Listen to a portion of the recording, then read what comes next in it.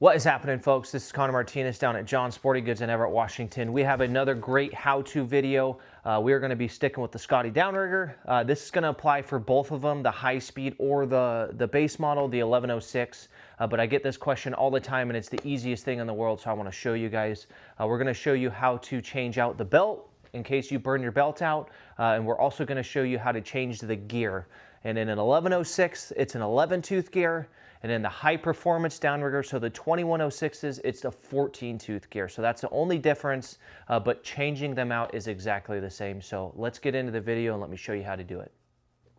Okay, folks, we have our Scotty 1106 downrigger. Again, you can apply this to a high-performance downrigger. It's just shaped a little differently, but the belt and the gear are the exact same to take on and off, so you don't have to worry about that. So first things first, we're going to take our lid off, and I wanted to do this video because this might happen when you're out on the water, so this would be a super valuable tool to put in your arsenal. So if this does happen where you burn your gear out on the water, you can change it and keep fishing, and now you're not down a downrigger the rest of the day. So super valuable.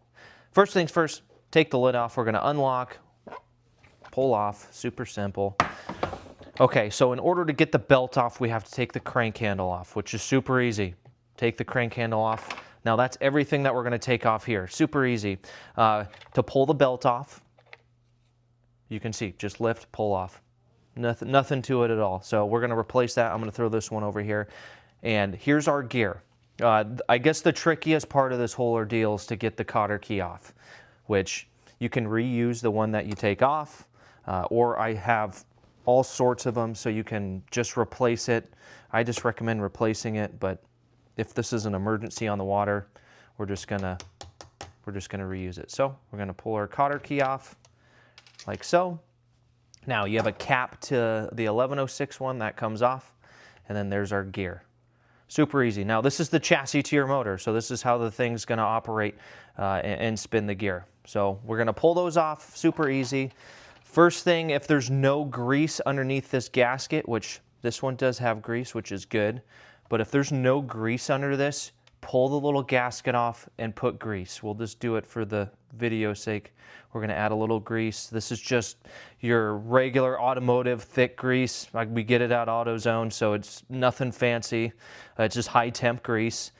So we're going to add that. Now we're going to push it back down. And that's going to keep water from getting into our motor, which is super important.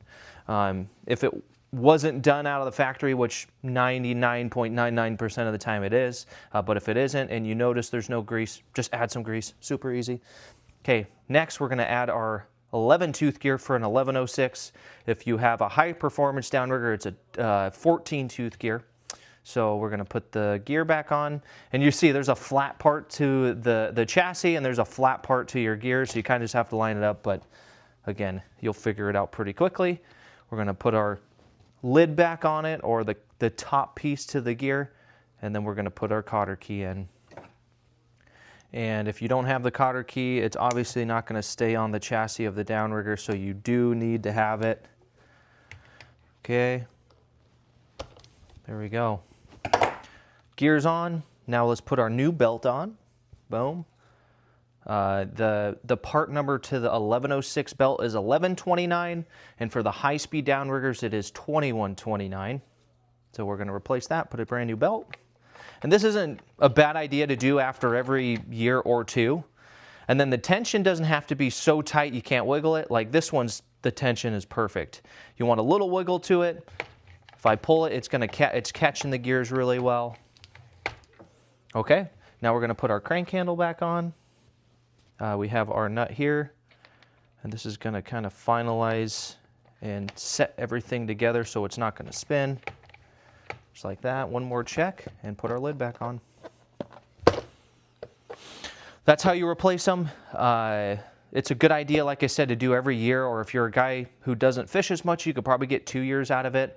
The belts are Kevlar, so a lot of the times, like if you're getting your swivel that's pulling up into the pulley, it's grinding the gear rather than the belt. The belts are tougher than the plastic gears. Another thing you'll notice if these things are going out, you'll notice like a knocking sound, and that's just one of the teeth on the belt that's going bad. So definitely have these on your boat for spare parts. And then again, after 2 years, I would absolutely change them to make sure you have fresh stuff. And then the tension, it shouldn't be super tight. You should be able to wiggle it a little bit. And yeah, there you guys go. That's a good how-to video just to show you how to do it. If you're on the water and an emergency happens, you guys can look this up and be able to change the belt. So thanks for watching, and we will see you next time.